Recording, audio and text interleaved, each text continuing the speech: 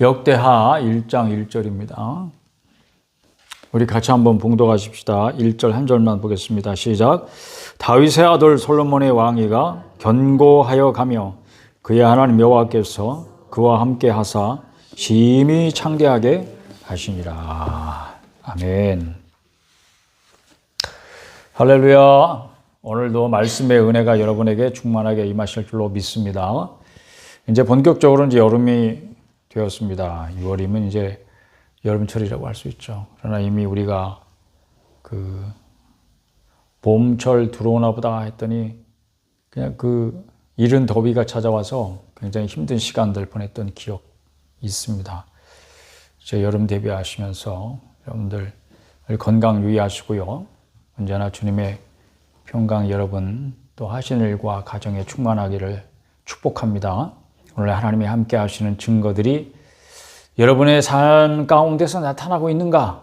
이런 질문으로 한번 시작을 해보려고 합니다. 여러분의 생활에서 지금까지 이렇게 쭉 살펴보시면 여러분이 지나온 삶을 돌이켜볼 때 여러분이 이제 몇 살이 되었든지 간에 여러분이 10대가 됐든 20대가 됐든 혹은 50대, 60대가 됐든 여러분의 삶을 돌이켜볼 때 하나님이 함께 하시는 증거들이 나타나고 있습니까? 우리 하나님은 임마누엘 하나님이시라. 약속입니다. 약속. 임마누엘 무슨 뜻이라고? 하나님이 우리와 함께 하신다. 이게 약속입니다. 그러니 그 백성과 함께 하시니 증거가 나타나야 하지 않겠는가 하는 그런 질문이죠. 함께 하신다고 그 증거가 꼭 나타나야 되는가? 우리 마음에 함께 하시면 됐지. 우리 마음에 그저 하나님이 언제든지 나와 함께 하시지. 그냥 그런 마음, 그런 자세를 잃지 않고 우리가 신앙생활하고 기독교인으로 이 땅에서 살아가는 게 하나님이 함께 하시는 거 아니겠는가? 뭐 이렇게 그냥 여러분들이 추상적으로 생각할 수도 있죠. 그냥 마음으로만 생각할 수 있죠. 그러나 제 얘기는 제가 하고자 하는 얘기는 그게 아니고 사람이 가까이 하면 뭘 느껴요 우리가? 인기척을 느끼잖아요. 인기척. 꽤 오래됐습니다만 제가 그 대전에 있을 때 무슨 시민대학이라고 하는 데가 있어요. 거기서 무슨 강좌를 제가 수강한 적이 있습니다. 그 선생님이 모여봐 이렇게 해가지고 수강생들이 그 선생님 주변으로 이렇게 쭉 모여들었어요. 모여들었는데 제가 어떻게 하다 보니까 같이 끼질 못했어요. 끼질 못해가지고 왜냐하면 그 거의 대부분이 여자분들이고 수강생이 남자가 나 혼자 했던가 하여튼 뭐 그런 거 있어요. 예, 뭐 여러분 뭐 오해는 하지 마시고 뭐 여성 강좌는 아니었어요. 예, 그냥 남자가 제가 혼자였을 뿐인데 그래가지고 막 우르르 몰려서 같이 끼어들 수가 없어가지고 엉거주춤하니 제가 뒤에서 이렇게 서서 선생님이 뭐 보여주시려고 하는 걸 이렇게 기웃기웃 했단 말이에요. 근데 제 앞에 있는 자매 한 분이 휙 돌아보더라고요. 그러면서 나를 막 아래 위로 막 훑어보는 거예요. 제가 무슨 치안이나 된 것처럼 째려보더라고요. 제가 그래서 막 당황했던 기억이 지금도 있어요. 그분은 뭘 느꼈던 거예요? 뒤에 누군가가 있다. 그거를 뭐라 그래요? 인기척이라고 그래요. 인기척. 아니, 그 인기척을 느끼니까 확 뒤돌아본 거 아니겠습니까? 여러분 혼자 밤길 걷다가 뒤에 누군가가 있는 것 같은 그런 인기척이 느껴져가지고 휙 뒤돌아본 적이 있습니까? 없습니까? 그런 경험이 있단 말이죠. 그러면 실제 뒤에 사람이 있기도 하고 아무도 없는데 괜히 겁먹어가지고 그럴 수도 물론 있는데 그러니까 사람이 누군가 가까이에 있으면 인기척을 느낀단 말이에요. 그러면 하나님이 가까이 계시면 뭘 느껴야 돼요? 예, 신기척. 제가 만든 말이에요. 신기척. 신기척을 느껴야지. 왜? 하나님은 살아계신 분이잖아요. 살아있는 사람이 가까이에 있으면 인기척. 살아계신 하나님이 가까이 계시면 신기척. 아니 느끼면서 살아야지. 이게 그냥 느낌이 아니고 실제로 그렇단 말이죠. 그러니 여러분이 하나님 약속하신 대로 함께 계시면 어떤 증거들이 지금 나타나고 있는가 한번 생각을 해보세요. 하나님이 나와 함께 하신다 그랬는데 그러면 내 삶에서 하나님이 함께 하신 증거들이 뭐가 나타나고 있지? 그동안 어떤 증거들이 나타났지? 뭐 이런 걸 한번 생각해 보시라 이런 이야기죠. 솔로몬은 오늘 1장 1절에 읽어보니까 왕위가 다윗이 죽고 그 뒤를 이어서 솔로몬이 왕위에 올랐어요. 근데 그 왕위가 점점 견고하여 가면서 하나님 여호와께서 함께 하시니까 심히 창대하게 되었다. 오늘 말씀입니다. 크게 되었다. 크게 만들어 주셨다. 그런 이야기입니다. 창대하게 됐다는 걸. 주 앞에 큰 자가 되게 하셨습니다. 또 어떤 증거들이 있겠습니까? 창세기 보면 요셉 이야기를 가보셔야 됩니다. 39장에 보면 요셉이 꿈꾸는 자가 되어서 그 아버지가 늘 사랑하던 라헬의 아들이니까 너무 귀여워했잖아요. 그래서 색동옷을 입혔단 말이에요. 11명의 아들, 12명의 아들 중에서도 동생이 이제 베냐민도 라헬의 그 자식이니까, 이제 막내니까 사랑받았을 테고, 요셉을 특별히 총애해서 다른 아들들의 시기와 질투, 미움을 한 몸에 받는 그런 아들이 되었단 말이죠. 그래서 결국은 기회가 왔을 때 저놈의 자식을 죽여버릴까 막 이렇게 죽일 정도로 미웠나 봐요. 여러분 한번 생각해 보세요. 뭐 주는 거 없이 미운 놈이 있을 수 있잖아요. 저 자식을 죽여버릴까? 이렇게 야, 그래도 어떻게 형제인데 그럴 수 있니? 동생인데 어떻게 그럴 수 있니? 차라리 팔아버리자. 그래서 팔려갔습니다. 그런데 그 팔려가서 노예 생활하는 그곳에서 어떻게 되었어요? 하나님이 함께 하셨다고 되어 있습니다. 하나님이 함께 하시니까 어떻게 됐어요? 창세기 39장 2절에 보면 형통한 자가 되었다. 그렇게 되었습니다. 형통. 이건 뭐냐면 일이 성공적인 결과를 얻게 되었다. 이런 뜻입니다. 그러니까 무슨 일을 하면 그 일에서 어떤 성공적인 결과를 얻게 되는 거예요. 노예지만 노예로서 하는 일들이 있잖아요. 맡겨놓으면 성공하는 거예요. 그 일이. 성공적인 결과를 얻어지는 거예요. 그러니까 주인이 볼 때 이놈 어린 줄만 알았더니 쓸만하네. 일을 맡겨놓으니까 그 일이 되네. 그러니까 점점 신임하는 자가 되었어요. 이게 형통이에요. 결국 어디까지 이렇게 됩니까? 아버지와 그 형제들을 기근에서 구원하는 그런 형통의 열매를 거두게 되었습니다. 전화위복이다. 그렇죠. 화가 변하여 복이 되는 사람. 여러분이 그렇게 전화위복의 사람이 되시기를 축복합니다. 그게 하나님이 함께 하시는 증거들이죠. 그러니까 여러분이 있는 자리에서 그런 증거들이 나타나야 되겠다. 그런 이야기입니다. 근데 솔로몬은 다시 솔로몬 얘기로 돌아가서 이제 역대하니까 오늘 크게 하셨다 그래서 하나님이 창대 크게 되었다 그런 뜻입니다. 그런데 하나님이 저는 작게 하셨습니다. 주 앞에 큰 자가 되기를 원하는 소원을 가졌는데 주님은 작은 자가 되게 하셨어요. 이게 무슨 차이가 있을까요? 하나님은 크게도 하시고 원하는 자를 작게도 하십니다. 그걸 제가 경험하는 거예요. 크든지 작든지 이게 하나님의 뜻대로만 이루어지기만 하면 커서만 하나님께 영광이 아니고 작아져서 하나님께 영광이 될 수 있다.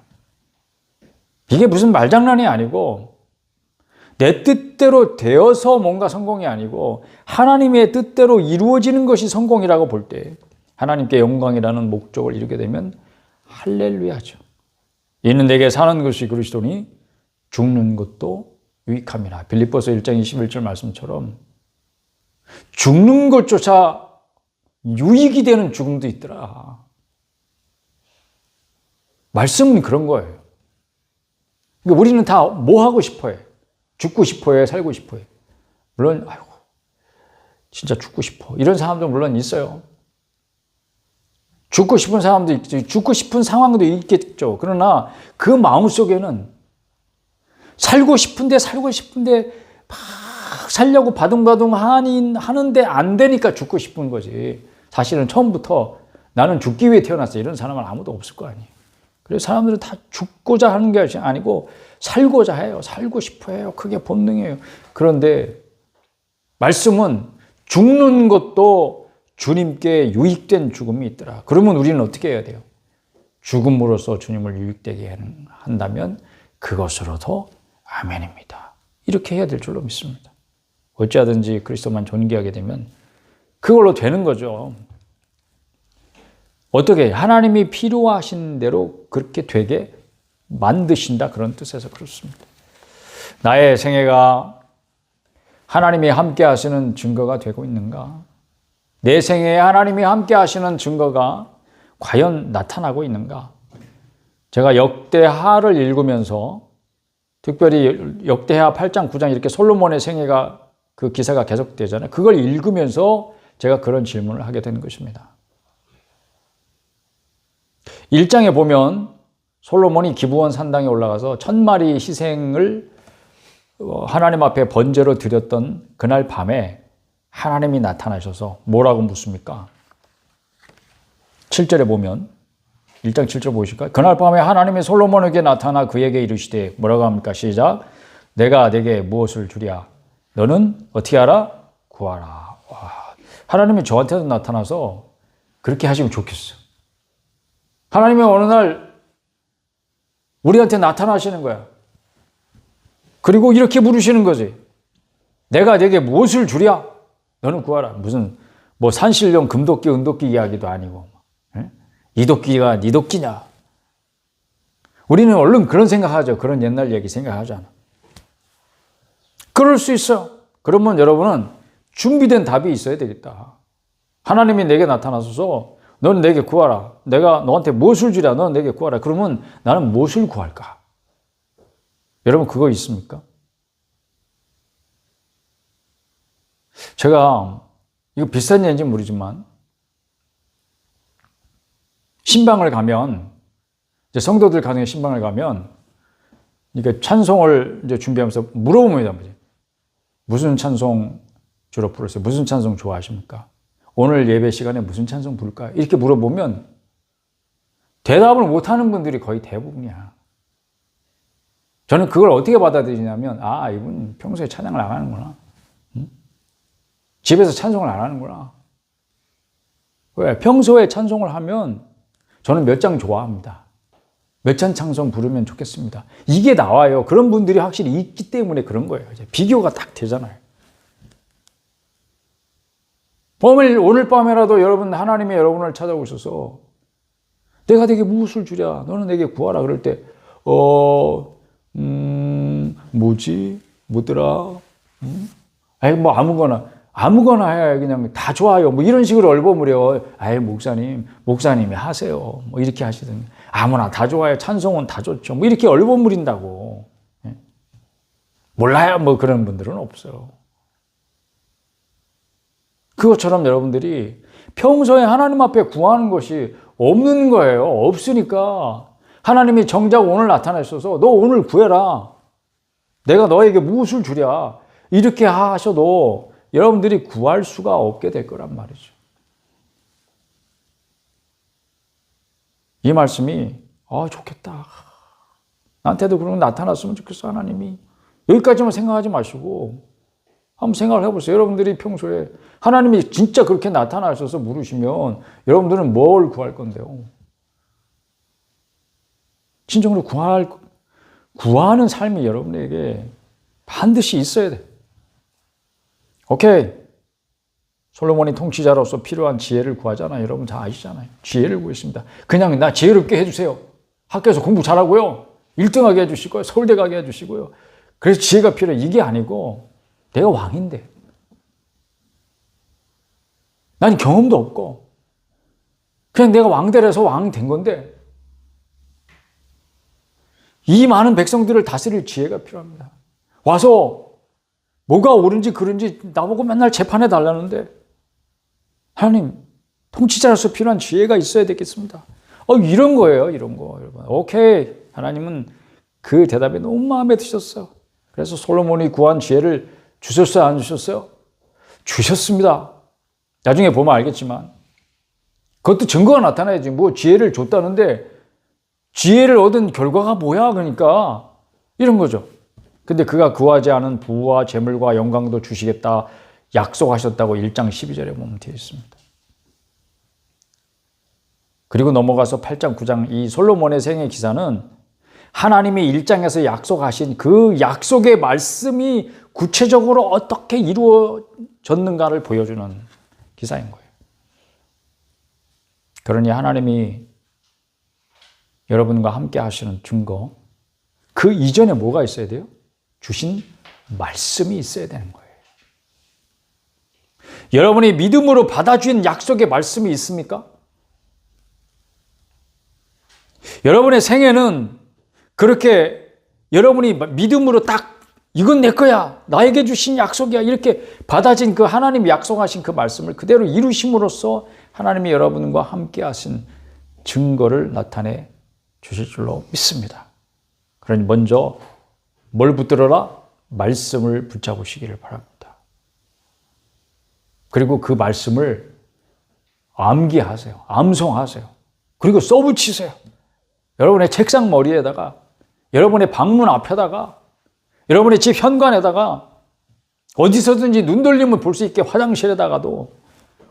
왜냐하면 그런 자세가 너무 중요하죠. 왜? 그건 내게 주신 말씀이다 이 말이지. 그리고 하나님이 그 약속대로 이루실 거다 이 말이죠. 그러면 무슨 짓을 못하겠어요? 아멘 하여 여러분에게 주신 말씀으로 받은 것이 어떤 말씀이 있는지 확인하셔야 됩니다.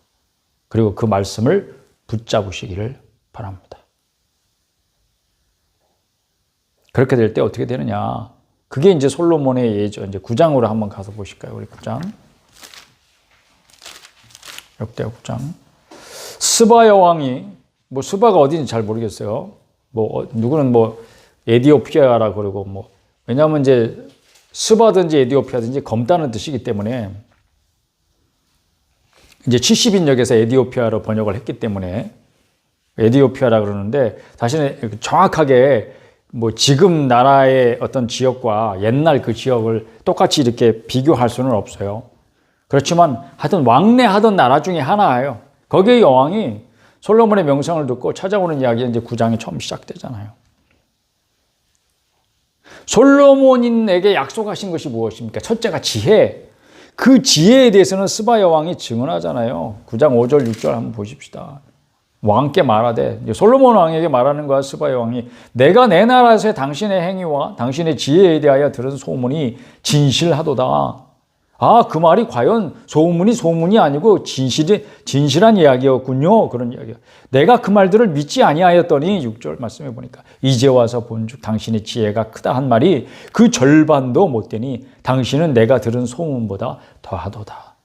스바 여왕이 와서 여러 가지 어려운 질문을 막 탁탁 던졌는데 솔로몬이 대답을 못하는 말이 없었던 거예요. 근데 그 말이 들어보니까 너무 지혜로워서 제가 이 세상에 들은 어떤 지혜로운 말보다도 이 말을 비교가 안 될 정도로 엄청난 지혜가 있는 사람이구나. 스바 여왕도 참 지혜로운 사람이었나 봐요. 그러니까 지혜로운 솔로몬의 말을 알아듣잖아요. 두 번째, 부와 재물에 대해서는 9장 20절 가면 뭐 금, 은, 그 당시 솔로몬 당시에 얼마나 흔했는지, 은 같은 경우는 뭐 발에 채이는 돌같이 많았어요. 은을 귀하게 여기지 않을 정도다. 이 정도예요, 여러분. 엄청난 부와 재물이 솔로몬 시대에 그에게 쌓인 거예요. 솔로몬만 그런 거 아니고 그 나라 자체가 완전히 부강한 나라가 된 거예요. 영광에 대해서는 어떻습니까? 9장 20절에 보면 이웃 나라들까지도 솔로몬이 통치했다 이렇게 되어 있습니다. 솔로몬 시대의 그 이스라엘이 얼마나 얼마나 힘이 셌는지 주변의 나라들이 알아서 조공을 바치고 이렇게 된 거예요. 굳이 뭐 그렇게까지 할 필요가 있을까라는 생각. 왜냐하면 밥을 먹어도 그저 옛날에는 고봉이라고 해서 고봉, 밥그릇 위로 밥을 이렇게 퍼준단 말이에요. 그러면 어린 아이들도 그 고봉밥을 먹은 시절이 있었어요. 그때 항상 배고픈 시절이었으니까 밥만 먹으면 뭐 미친 듯이 먹었잖아요. 서로 먹으려고 막 달려들고 그러니까. 근데 지금은 점점 쌀 소비가 줄어들어가지고 밥도 이제 공기도 아니고 종지 같은 밥그릇에다가 밥을 퍼주는데 그것도 덜어서 먹잖아요, 글쎄. 그러니까 이제 필요한 만큼만 먹는다 이런 생각을 가지고 있는데, 그럼 재물도 똑같이 뭐 필요한 만큼만 있으면 되겠다 그렇게 생각할 수 있잖아요. 근데 하나님께서 딱 그 필요한 만큼 딱 주시면 되지, 뭐 금과 은이 말이죠 막 길의 돌처럼 막 채일 정도로 그렇게 부어주실 필요가, 아니 뭘 그렇게까지 부어주실 필요가 있을까? 이게 무슨 의미겠습니까? 1년이면 막 금이 막 수백 톤씩 쏟아져 들어오고 막 이 세입금으로. 은은 너무 흔해가지고 값도 쳐주지도 않고 발에 채워도 안 주워가는 그런 엄청난 부와 재물의 축복을 하나님께서 왜 주셨는가? 하나님은 능력이 한이 없으신 분이시다. 한없이 공급하실 수 있는 분이시다. 그걸 보여주는 거예요. 솔로몬의 부귀영화는 솔로몬이 지혜와 능력이 있어서 그 사람의 재주로 얻은 그것이 아니고 하나님의 능력으로 된 일이라고 하는 증거죠, 증거. 하나님이 그와 함께 하신 증거 중에 하나인 거예요. 그런 뜻입니다. 하나님이 여러분과 함께 하시는 증거들이 나타나게 되면 어떻게 될지 여러분 상상할 수 있습니까? 여러분 삶에 정말 하나님이 함께 하시면 좋겠습니까? 아유, 하나님이 가까이 계시는 건 좀 부담스러워요. 신기척을 느끼는 것도 너무 부담스러워. 좀 멀리, 좀 떨어져 계시면 제일 좋겠어요. 제가 안전하고 좀 덜 떨리고 막 그런 분 계십니까, 여러분? 어때요, 여러분?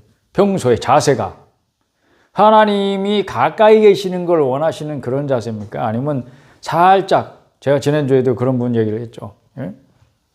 너무 멀지도 않게 너무 가깝지도 않게 적당히 거리를 띄워놓고 그렇게 생활하시는 분도 있다 이 말이죠. 신앙생활도 그렇게 하고 계시는 거예요. 하나님이 그렇게 하기를 원하시는 거예요. 어떻습니까?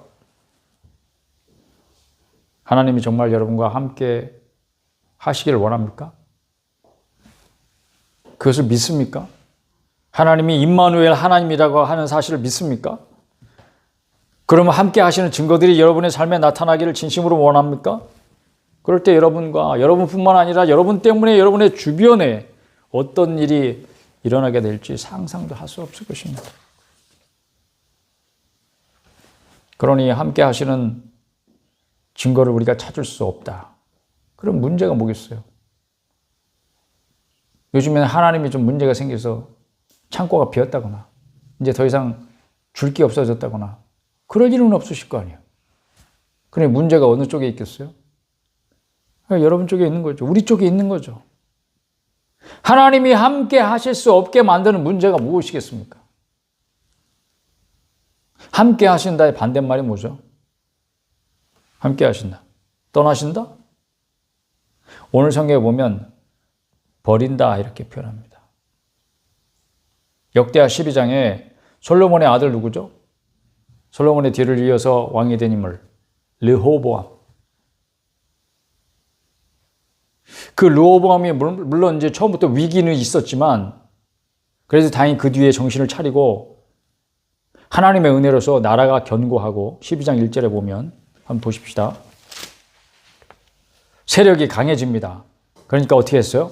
12장 1절 한번 읽어보실까요? 12장 1절 다 같이 시작. 르호보암의 나라가 견고하고 세력이 강해짐에 그가 여호와의 율법을 버리니 온 이스라엘이 본받은지라.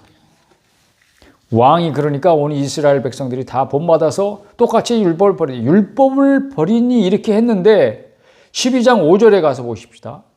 하나님이 어떤 반응을 보이시는지 5절 다 같이 읽어봅시다. 시작. 그때의 유다 방백들이 시삭의 일로 예루살렘에 모였는지라. 선지자 스마야가 르호보암과 방백들에게 나와 이르되 여호와께서 이같이 말씀하시기를 뭐라고 말씀하셨습니까? 너희가 나를 버렸으므로 나도 너희를 버려 시삭의 손에 넘겼노라 하셨다 하니라. 시삭은 이집트 왕 이름이거든요. 그 왕이 쳐들어왔어요. 그러니까 대적이 생기게 하셨다 하나님이. 거기 보니까 르호보암이 강성해지니까 세력이 강해지니까 여호와의 율법을 버렸다고 1절에 되어 있는데 5절은 하나님이 어떻게 받아들이셨다? 그러니까 나를 버렸다. 이렇게 받아들이신 거예요. 여호와의 율법을 버렸다는 게 무엇입니까? 로마서 3장 18절에 보면 그들의 눈앞에 하나님을 두려워함이 없느니라 하는 말씀이 있습니다. 눈앞에 하나님이 계시지만 하나님을 두려워함이 없는 그런 악한 자들의 모습이에요. 하나님을 두려워하지 않으니까 악행을 저지르는데 담대해질 수 있잖아요. 담대해질 수밖에 없지. 보는 사람이 없는데 뭐 하나님도 안 보고 하나님이 어디 있어? 보이는 게 없으니까 마음대로 저희가 악행을 저지르잖아요. 하나님이 함께 하실 수 없게 만드는 것이 뭐다? 우리의 죄입니다. 바로 알고 지은 죄, 모르고 지은 죄. 뭐 모르고 지은 죄도 있습니까? 모르고 지은 죄도 있습니다. 무의식적으로 지은 죄, 고의로 지은 죄, 수많은 죄가 하나님과 우리 사이를 가로막고 있습니다. 우리 죄가 문제네요. 우리 죄가 문제예요, 항상. 그럼 어떻게 돼? 나라가 좀 견고해졌어요. 세력이 강해졌어요. 그러니까 우쭐해졌어요. 마음이 교만해졌어요. 높아졌어요. 막 고무풍선같이 마음이 부풀었어요. 그러니까 어떻게 돼? 자기가 뭘 하면 다 될 것 같이 생각하니까 굳이 하나님 율법을 버리는 거예요. 율법을 버린다는 게 에이 던져버렸겠습니까? 그게 아니죠. 이제 그의 우선순위에서 하나님이 뭐라 그러셨지? 이게 사라지기 시작하는 거예요. 그냥 자연히. 왜냐하면 내가 그냥 결정하면 그대로 돼버리니까, 내가 이렇게 하겠다면 하게 되니까 굳이 하나님 이럴 거예요, 저럴 거예요. 이렇게 안 해버리는 거예요, 이제. 하나님이 이렇게 하면 기뻐하실까? 저렇게 하면 기뻐하실까? 이게 없어지는 거예요, 살면서. 어떻게 해야 되겠습니까? 우리 죄가, 하나님을 버린 죄가 어떻게 해야 해결이 되겠냐고요. 성경은 이렇게 말합니다. 주께 돌아오라. 온 마음과 온 뜻으로 주께로 돌아와서 이 죄인을 사해 주시기를 기도하라고 말씀합니다. 하나님을 두려워함이 없는 사람들의 특징, 영적 소경이다. 시각장애인이다, 영적으로. 그러니까 그들 눈앞에 계신 하나님을 못 보죠. 눈이 가려워졌으니까, 눈이 멀었으니까 하나님을 어떻게 봐. 하나님을 볼 수 없으니까 어떻게 돼? 두려워하지 않게 되지. 보이지 않는 하나님 뭘 두려워하겠어. 눈앞에 하나님을 보는 사람이 하나님을 두려워하는 거야. 그리스도인들의 특징이 뭐예요? 하나님을 섬기는 사람들의 특징을 한 가지로 말하면 하나님을 경외하는 사람인 거예요. 그의 생활에, 모든 생활에, 그의 생각과 삶에 하나님을 두려워함이 있는 거예요. 그게 경외하는 태도예요. 경외하는 태도. 그런데 하나님을 두려워함이 없는 사람들은 어떻게 되는 거예요? 영적인 소경인 거죠. 시각장애인인 거죠. 참 길을 찾을 수도 없는 거죠. 그런 죄인들을 향하신 하나님의 처방을 들어보십시다. 우리 같이 한번 읽어보실까요? 역대하 7장 14절입니다. 역대하 7장 14절 다 같이 한번 읽어보십시다. 시작. 내 이름으로 일컫는 내 백성이 그들의 악한 길에서 떠나 스스로 낮추고 기도하여 내 얼굴을 찾으면 내가 하늘에서 듣고 그들의 죄를 사하고 그들의 땅을 고칠지라. 아멘. 이게 하나님의 처방입니다. 죄인들을 향하신 하나님의 처방은 분명합니다. 내 이름으로 일컫는 내 백성이 그들의 악한 길에서 떠나 스스로 낮추고 기도하여 내 얼굴을 찾으면, 이렇게 되어 있습니다. 주께 돌아온다는 것은 두 가지 의미입니다. 몇 가지? 두 가지. 첫째는 스스로 악한 길에서 떠나는 것입니다. 이게 주께 돌아오는 거예요. 두 번째는요, 하나님의 얼굴을 부지런히 찾는 거예요. 그럴 때 하나님이 그 죄를 사하십니다. 그가 참마음으로 회개한다. 주께 돌아오는 것을 다른 말로 회개라 그래. 회개. 회개가 두 가지 의미가 뭐라고요? 첫째는 악한 길에서 스스로 떠난다. 지금까지 저지르던 그 악한 일들을 떠난다, 버린다. 두 번째, 하나님의 얼굴을 찾고 구한다. 그럴 때 하나님은 그 죄를 사하실 줄로 믿습니다. 그리고 그들의 땅을 고친다. 그랬습니다. 하나님이 땅을 고치셔야 돼요. 땅은 어떤 땅이에요? 내가 살고 있는 이 땅이에요. 여러분, 대한민국이 지금 상황이 좋아요, 나빠요?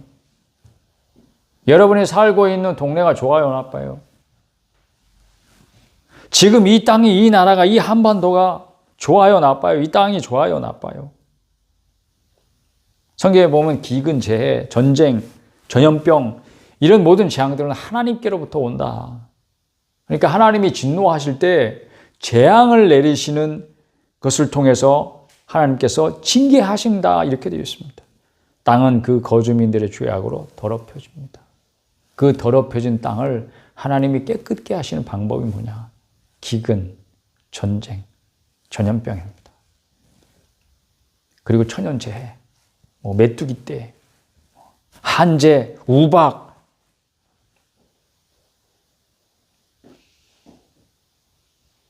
땅이 죄악으로 덮여질 때 하나님의 진노를 피할 길은 없어요. 그래서 하나님의 재앙을 자초하게 된다고요. 그러니까 땅이 나빠지는 거예요. 온갖 더러운 소식들로 귀가 쟁쟁할 정도예요. 사람들의 신음과 고통 소리가 귀에 쟁쟁할 정도예요. 고통이 왜 옵니까? 죄 때문에 오는 거예요. 그걸 생각해야지. 이제 하나님은 우리를 그 재앙으로 치시는 때가 되어서 하나님의 진노를 피할 수 없었던 이 땅이 신음하고 있습니다. 어떻게 해야 되겠습니까? 내 이름으로 일컫는 내 백성이, 즉 이 땅에 살고 있는 모든 사람이여 돌아오라, 이렇게 말씀하지 않으십니다. 적어도 하나님의 백성이라고 하는 자들이, 그분의 소생이라고 하는 자들이, 그분의 자녀라고 일컬어지는 자들이, 소위 그리스도인이라고 하는 이름을 가진 자들이 그들의 악한 길에서 떠나기를 바라고 하시는 거예요. 이게 하나님의 조방이야. 그럴 때 그 악한 길에서 떠나서 자기 스스로를 낮추고 회개에 기도하면서 하나님이여, 이 죄인을 불쌍히 여겨주소서, 저의 죄를 사하소서, 그렇게 하나님의 얼굴을 찾고 구할 때에 하나님은 하늘에서 들으시고 모든 죄를 사하시고 그리고 땅을 고치시겠다고 말씀하셨습니다. 오늘 우리에게 필요한 말씀 아닙니까? 이 땅이 진정으로 필요로 하는 근본적인 처방 아니겠습니까? 이제 하나님은 그의 기도에 눈을 두시고 귀를 기울이실 것입니다. 사랑하는 여러분, 여러분의 생애에 하나님이 함께 하시는 증거들이 나타나기를 이제부터는 구하십시오. 미루지 마시고 한 10년쯤에 증거들이 나타나면 좋겠어요? 한 20년, 30년쯤에? 아니잖아요. 지금 여기에서 하나님이 함께 하신 증거들이 당장 나타나시면 좋겠습니다. 그렇게 구하시기를 바랍니다. Here and now. 지금, 여기. 근데 그 증거들이 보이지 않는다, 지금. 좀만 기다려봐. 제가 우스갯소리로 오늘 아침에도 농담처럼 얘기했어요. 야, 인천항에 배 들어오면 다 끝나. 좀만 기다려봐. 인천항에 배 언제 들어오냐고. 그게 아니라 지금 여기 하나님과 여러분 사이를 가로막고 있는 죄 때문에 그 증거들이 지금 여기에서 안 보이는지 자기 자신을 살피십시오. 그 악한 길에서 떠나 스스로 낮추고 기도하여 하나님의 얼굴을 찾으시기를 바랍니다. 그러면 여러분의 죄를 사하시고 여러분이 살고 있는 그 거주지, 아니면 여러분이 살고 있는 그 땅, 이 한반도, 이 대한민국 땅을 고치실 줄로 믿습니다. 그래서 진실로 하나님이 함께 하시는 그런 증거들이 나타나는 생애가 되시기를 다시 한번 축복합니다.